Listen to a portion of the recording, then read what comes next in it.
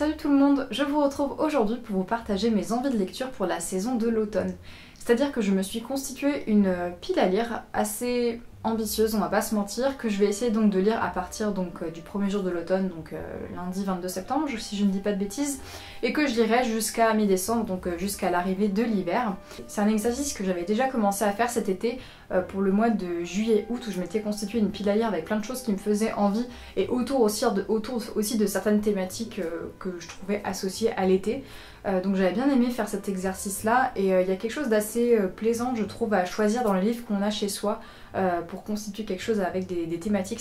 C'est un exercice que j'aime bien faire. Et sans plus attendre, eh bien écoutez, je vais commencer par vous présenter tout ça. Je vais commencer par les livres au format numérique, donc au format e-book. Donc dans un premier temps, j'ai choisi de me prendre très récemment Tenir une auberge magique, guide de survie pour sorcières de Sangu Mandana, qui est donc un récit qui m'a l'air assez drôle et assez léger dans un univers de fantasy, puisque le titre, je pense, vous aura donné quelques indices sur la thématique principale.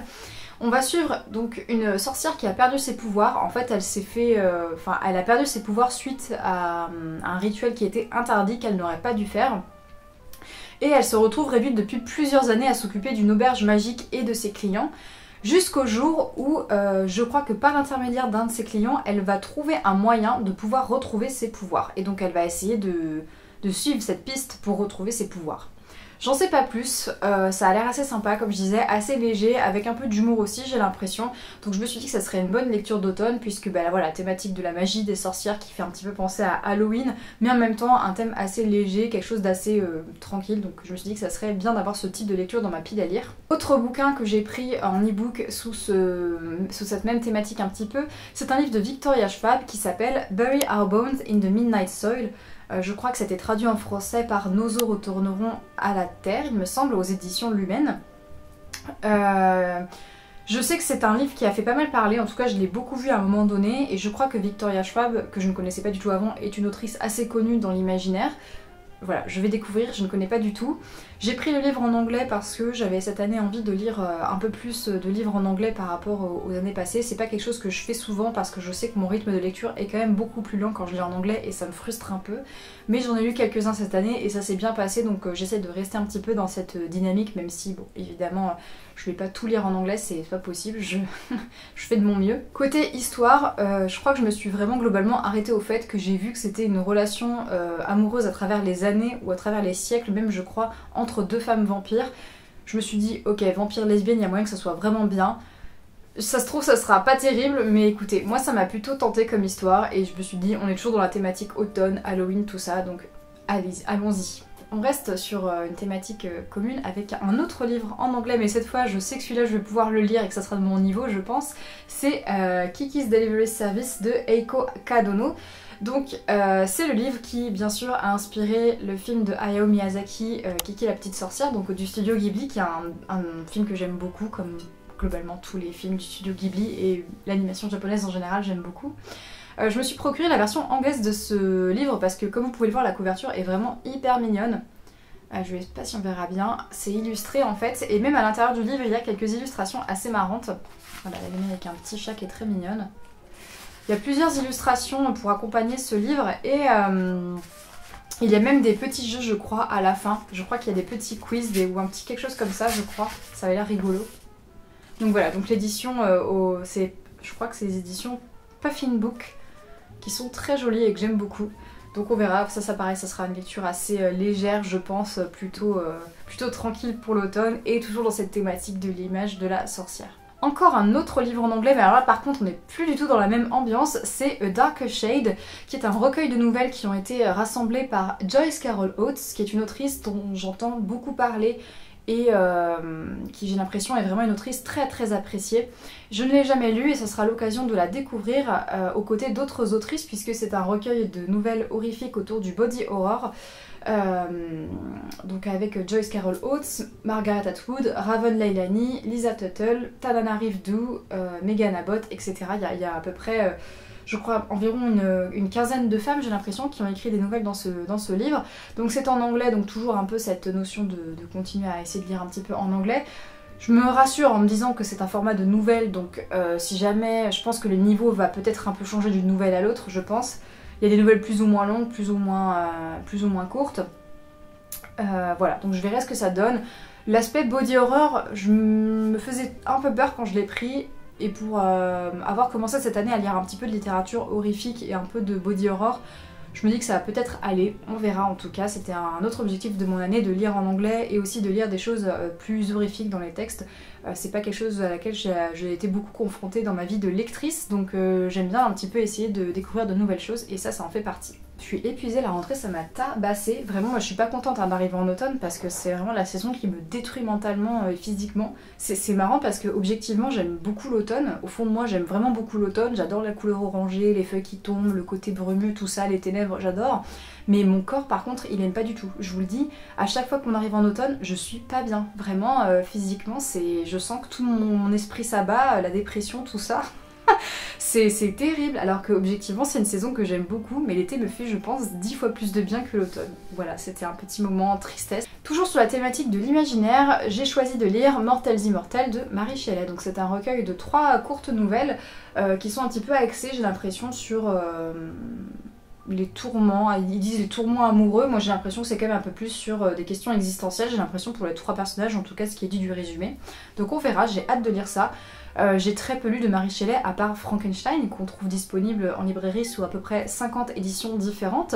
Et après je crois que j'avais lu Mes rêves n'appartiennent qu'à moi, je crois, qui était un espèce de petit ouvrage, un recueil avec plusieurs lettres qu'elle avait écrit au cours de sa vie, que j'avais pas trouvé incroyable mais qui permettait un petit peu de comprendre plus cette autrice, en tout cas les drames qui avaient traversé la vie de cette autrice. Et voilà, et donc Mortels Immortels que j'ai trouvé un petit peu par hasard en librairie. Et j'ai trouvé cette édition qui est très sympa, mais qui est quand même à 17 balles pour 3 nouvelles comme ça. Donc comment vous dire. Voilà, hein, qu'est-ce qu'on ne ferait pas pour Mary Shelley. Mais voilà, je suis un peu surprise qu'on ne trouve pas plus de Mary Shelley en librairie qui ne soit pas du Frankenstein. Est-ce que ces textes ont disparu? Est-ce que ces textes sont introuvables? Est-ce que c'est juste pas traduit en français? Je ne sais pas. Mystère et boule de gomme, dites-moi si vous en savez plus. En tout cas, moi je serais très contente de découvrir ces 3 nouvelles. Toujours sur la thématique d'Halloween, mais promis, il n'y aura pas que ça. Un chair de poule, le château de l'horreur, plus particulièrement les 5 masques du docteur Vocifère. Alors, chair de poule, c'était des livres que je voyais souvent au CDI quand j'étais petite. Et enfin petite, quand j'étais au collège quoi. Et j'avais un pote qui les prenait tout le temps, mais moi les couvertures, elles me terrifiaient. J'avais pas du tout envie de lire ça, vraiment. Moi je voyais les couvertures, je me disais mais ça a l'air horrible et dégueulasse ton truc, ça me tente pas du tout. Et j'ai découvert cette année avec un livre, je crois, un chair de poule que j'ai lu cet été et ça m'a fait marrer en fait. J'ai lu ça et ça m'a fait rire. Enfin, j'ai trouvé ça assez rigolo et je pense qu'en vrai j'aurais bien aimé plus jeune à mon avis lire ça, mais juste j'avais trop peur de franchir le pas de la couverture. Donc voilà, j'essaye de vaincre un petit peu mes peurs d'ado plus tard en étant adulte finalement, et je me suis pris donc ce chair de poule qui je pense sera parfait à lire le jour d'Halloween parce que je crois que ça parle de gamins qui récupèrent des bonbons chez des gens et qui ont l'air de se faire un peu piéger par une dame avec des histoires de masques magiques, d'un sorcier malfaisant. Ouais, ça a l'air vraiment parfait pour vraiment le jour d'Halloween, je pense que ça va être très sympa. Si c'est comme celui que j'avais lu à peu près, ça va être cool, c'est une valeur sûre. Ensuite je me suis sélectionné 2 essais à lire pour cet automne, peut-être que j'en rajouterai d'autres, on verra, mais déjà j'en ai mis 2. Il y a d'abord Les besoins artificiels, comment sortir du consumérisme de Rasmig Köcheyan. Voilà, le titre parle de lui-même, je pense, ça parle un petit peu de, ben voilà, je pense tout simplement du capitalisme et de la consommation et de la consommation effrénée qu'on a. C'est un sujet qui m'intéresse beaucoup depuis un moment, mais là j'ai un peu envie de creuser un peu plus par rapport à ce que je connais déjà. Je crois qu'il est docteur en sociologie et professeur de sociologie à l'université de Bordeaux, donc je sais pas si c'est toujours le cas, mais c'est ce qui est marqué en tout cas en 4ème de couverture. Et voilà, je pense que ça peut être un essai hyper intéressant. J'ai lu la première page et tout de suite ça m'a attrapé enfin ça a attisé ma curiosité, attiré mon intérêt, je sais pas comment dire. Mais voilà, je pense que ça va être une bonne lecture, ça m'a tout de suite happée. Et c'est un sujet, comme je disais, qui m'intéresse beaucoup et que j'ai envie de creuser, donc je pense que ça sera très intéressant. Ensuite, un livre que vous avez peut-être déjà vu cette année sur la chaîne. Vous vous rappelez de ce recueil de textes écoféministes, Reclaim? Voilà. Et bien je ne l'ai jamais terminé, bien sûr. J'ai lu les 3 premiers textes, je crois les 2-3 premiers textes, et après je me suis arrêtée. Donc voilà, il me reste tout ça à lire, donc il s'agirait peut-être de le finir. Ce serait pas mal quoi. Plus sérieusement, je ne sais pas si je vais le finir cette année, mais au moins j'ai envie d'essayer de continuer. C'est des textes qui ont l'avantage d'être, comment dire, indépendants les uns des autres, donc je peux en avancer un petit peu comme ça, mettre en pause et reprendre après, c'est pas extrêmement gênant. Mais voilà, je me suis dit qu'il fallait quand même que je le remette dans ma pile à lire pour un peu me remettre dedans et au moins continuer à lire quelques textes. Il y a 2 livres que j'ai un peu mis en parenthèse entre guillemets, dans le sens où si j'ai le temps de les lire, je serais contente de les lire, et si l'automne est déjà fini, bah tant pis, je les lirai plus tard, je pense. Dans cette sélection, j'ai choisi de mettre donc Les Amitiés fantômes de Morgan Stankiewicz, ou Stankiewicz, non Stankiewicz je crois, je suis désolée, je prononce pas très bien. C'est un livre dont je vous avais déjà parlé, je pense, dans un de mes derniers book hauls de l'été. Ouais, voilà, dans mes book hauls de l'été, tout simplement. Ça a l'air de parler tout simplement d'une espèce d'amitié avec un ton peut-être un peu doux amer, avec un aspect fantôme, en tout cas, d'une femme qui essaie de faire le deuil de son ami qui est décédé, j'ai l'impression. Et donc avec un aspect fantôme, comme l'indique le titre, tout simplement. Et ça a l'air très chouette, je me dis que ça en novembre ça peut vraiment être une bonne lecture, donc je verrai si j'ai le temps de le lire, ça me fait très envie. Il y a un autre livre, alors lui qui est plutôt dans une ambiance un petit peu thriller, peut-être même un peu horrifique, je sais pas trop, c'est Strange Pictures de Uketsu. J'ai pas enlevé le bandeau parce qu'en vrai je trouve que ça fait un rappel avec la figure, j'aime bien je crois. Pareil, je vous l'avais présenté déjà en book haul, c'est un texte... Voilà, c'est un peu du thriller avec un peu angoissant, je pense. Il y a quelques images dedans de schémas qui doivent servir aux lecteurs et aux lectrices pour comprendre un petit peu ce qui se passe, je pense. Donc ça a l'air d'être... Je sais plus comment on appelle ce genre d'ouvrage qui fait ça, qui mélange un peu des différents médias. Transmédia, comment on dit? Je sais pas. Enfin bref, en tout cas, ça mélange plusieurs trucs. Et ça m'a l'air pas mal, donc si j'ai le temps, j'aimerais bien pouvoir le lire. On passe à la partie ambitieuse de cette pile à lire, c'est-à-dire les gros pavés que je me suis mis et que je suis pas du tout certaine de pouvoir lire avant la fin de l'automne, sauf un où je vais être obligée parce que je l'ai emprunté en bibliothèque. Et je dois le lire avant le 16 octobre, donc voilà, c'est dit. Le Chardonneret de Donna Tartt. Alors c'est un texte que j'avais réservé en bibliothèque après avoir vu la vidéo de Margarito sur les page turners. Justement elle disait que c'était une bonne lecture je crois pour l'automne si je me souviens bien. Donc je l'ai réservé mais en n'ayant absolument aucune idée de la taille du truc. Voilà voilà, et c'est écrit petit hein, je vous le dis, c'est écrit petit. C'est écrit petit.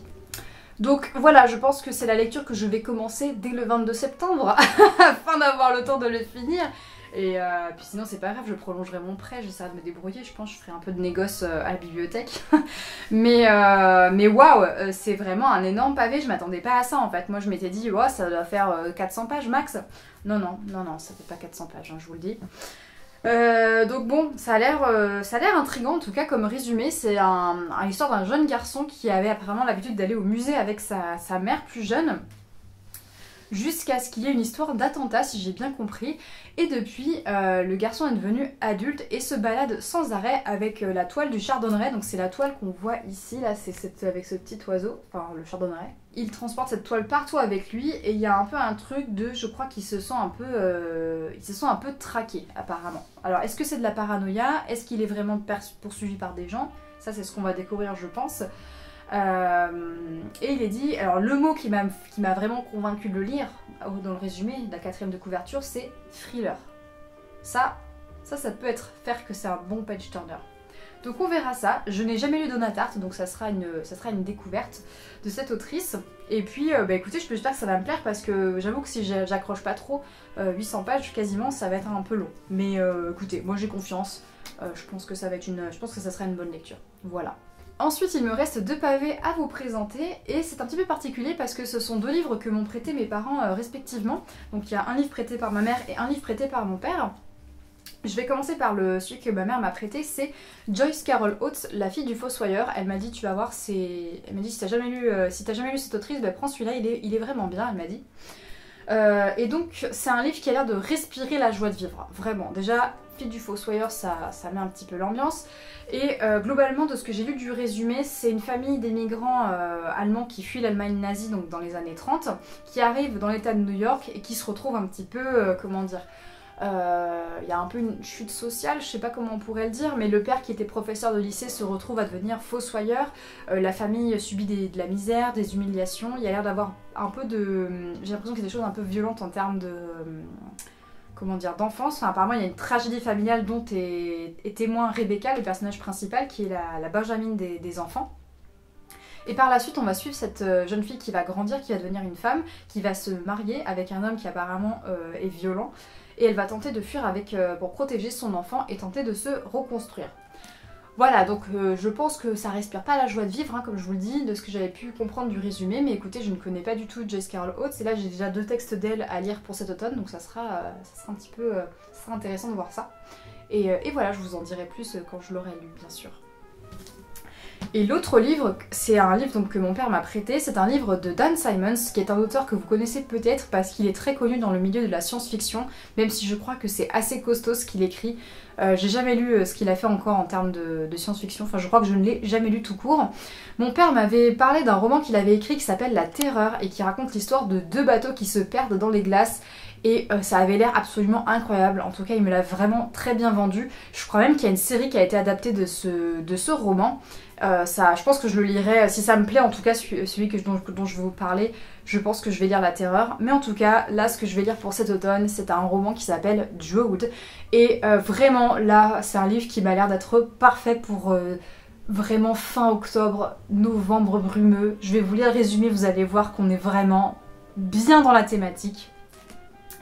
9 juin 1865. Charles Dickens, alors au fait de sa gloire, regagne secrètement Londres en train, accompagné de sa maîtresse. Soudain, à Staplehurst, sur un pont, l'express déraille. Seul le wagon où a pris place l'écrivain le plus célèbre du monde échappe par miracle à la catastrophe. Au fond du gouffre, alors que Dickens tente de porter secours aux survivants, sa route croise celle d'un personnage à l'allure spectrale qui va désormais l'obséder, Drood. De retour à Londres, Dickens confie le secret de son étrange rencontre à Wilkie Collins, écrivain lui aussi. Quels liens unissent désormais l'étrange Drood et l'inimitable, comme le surnomme avec admiration et ironie Collins. C'est ce que ce dernier cherche à découvrir, en se lançant à la poursuite de Dickens. Mais peut-on raisonnablement accorder crédit au récit de Collins, opiumane en proie à la paranoïa et aux hallucinations ? Inspiré par le mystère d'Edwin Drood, œuvre mythique que Dickens laissa inachevée à sa mort, 5 ans jour pour jour après son accident de chemin de fer, Drood nous entraîne de crypte en catacombe, dans le Londres interlope de Jack l'Éventreur et des sciences occultes. Roman biographique, historique, victorien, roman populaire, policier, psychologique, gothique, fantastique. Dan Simmons se joue des genres et des codes pour nous offrir ce livre envoûtant qui est également une formidable réflexion sur le processus de création littéraire. Est-ce que les éditions Robert Laffont, là, ils vous vendent pas du rêve avec ce résumé et cette 4e de couverture, franchement. Moi, j'avoue que je me suis fait totalement embarquer en lisant ça. Mon père m'a dit que c'était bien, puis quand j'ai lu le résumé, je me suis dit « Ah non, mais ça a l'air incroyable !» Donc ouais, je suis bien intriguée. C'est marrant parce que pour le coup, je n'ai jamais lu Charles Dickens. Je crois que j'ai jamais lu Charles Dickens de ma vie, donc je pense que ça va être intéressant de découvrir ce texte un peu. En tout cas, de voir ce que c'est inspiré de sa vie, visiblement, et d'une œuvre qu'il a faite. Donc je pense que ça promet d'être assez riche, assez divers. C'est vrai que la fin, quand ils disent, bon, ça fait un peu, comment dire, c'est un peu ronflant, quoi, hein, un roman biographique, historique, victorien, populaire, policier. Je crois par contre que c'est vrai que Dan Simmons aime bien jouer avec les genres, puisque c'est quelqu'un qui a écrit de la science-fiction, qui a La Terreur, je crois que c'est aussi inspiré d'une histoire vraie, si je dis pas de bêtises. Bref, donc je pense que ça va être assez riche comme texte et ça m'intrigue beaucoup et je pense que c'est vraiment idéal pour une lecture automnale. Je n'arrive plus à parler, je suis désolée. Cette vidéo est très difficile à tourner, je suis très fatiguée, je crois. C'est Lise du montage. Je souris un petit peu là en montant ce passage parce que je me rends compte que j'ai totalement omis de vous parler du fait que, en général, je suis quelqu'un qui aime bien suivre des book clubs parce que je trouve que c'est assez chouette de pouvoir discuter de lecture pendant et après avec d'autres personnes pour avoir un peu d'autres avis et souvent éclaircir parfois des points qui m'ont paru pas clairs ou que j'ai pas aimé ou que j'ai aimé avoir en tout cas des avis autre que le mien sur ces ouvrages-là. Et donc en l'occurrence, pour cet automne, je pense que je vais suivre de nouveau le book club de Jodie des Livres de la Crypte. Elle propose La harpiste des terres rouges de Aurélie Wallenstein et également Les oiseaux de Daphné du Maurier qui m'intéressent, ce sont 2 ouvrages qui m'intéressent. Et également, je viens tout juste de me procurer Les objets maudits de Emily Norsken, qui est un livre qui a l'air de totalement se prêter également à la période automnale, avec des objets qui se nourrissent des sentiments un petit peu néfastes des hommes jusqu'à posséder carrément les hommes, j'ai l'impression. Donc ça a l'air vraiment parfait aussi pour cette période. Donc voilà, beaucoup de choses encore. Encore. Ça fait beaucoup là, non ? Il y avait un autre livre que je voulais mettre dans ma pile à lire, mais je pense vraiment que je vais être raisonnable et je vais pas le mettre, mais je vous en parle quand même vite fait. C'est bien sûr un livre que vous avez sans doute déjà vu passer parce que c'est un livre extrêmement connu, notamment parce qu'en tant qu'objet il est très particulier, c'est La Maison des Feuilles. de Marc Danielewski, pardon, excusez-moi. Donc oui, La Maison des Feuilles, vous l'avez sans doute déjà vu passer parce que c'est un livre qui fait beaucoup parler de lui, parce qu'il a notamment un format très particulier avec comment dire, une mise en page extrêmement étrange, avec parfois des pages quasiment vides. Je crois qu'il y a des choses, parfois il y a du texte implémenté qui sont un peu... Voilà, des polices d'écriture un peu différentes, voilà, il y a plein de choses sur la mise en page qui sont très étonnantes sur ce livre. C'est un pavé, il est très dérangeant et perturbant puisque c'est l'histoire d'une maison qui paraît plus grande à l'intérieur qu'à l'extérieur, ça part de là en tout cas le postulat. Je sais qu'il y a aussi des choses un peu bizarres autour de ce livre, notamment bref, un male gaze un peu bizarre je crois sur certaines scènes. Donc voilà, je sais pas trop, si j'ai le temps de le lire ça sera top, mais j'avoue que c'est pas du tout une priorité. Ça fait longtemps qu'il est dans ma bibliothèque et je pense qu'il va encore y rester un moment. Je le lirai un jour c'est sûr, mais là je suis pas sûre d'avoir envie de lire ça tout de suite pour l'automne. Mais je me suis dit au cas où si je me chauffe, si vraiment à un moment donné j'ai envie de quelque chose de ce type, que j'ai le temps de me poser par exemple, je sais pas si un week-end ou quelque chose comme ça pour l'avancer un peu, peut-être, on verra. Ça sera un peu la lecture bonus si je puis dire de la saison automnale, mais là honnêtement avec tout ce que je vous ai présenté, je pense que j'ai quand même de quoi faire. Donc voilà pour cette pile à lire qui est quand même très ambitieuse moi je trouve. Ça se trouve je n'arriverai même pas à en lire 3 ou 4 de cette pile, on verra. Écoutez, c'est pas trop grave, l'important c'est de se faire plaisir avec des choses qu'on aime. Et puis voilà, donc n'hésitez pas à me dire ce que vous avez prévu de lire pour votre automne, si vous aussi vous faites des piles par saison, et si jamais vous connaissez les livres dont j'ai parlé ou que vous les avez déjà lus, n'hésitez pas à m'en parler en commentaire, j'aime bien lire vos retours et vos recommandations de lecture. D'ici là, portez-vous bien, je vous souhaite de passer un très bon début d'automne, et à la prochaine fois. Ciao ciao. Macron! Explosion!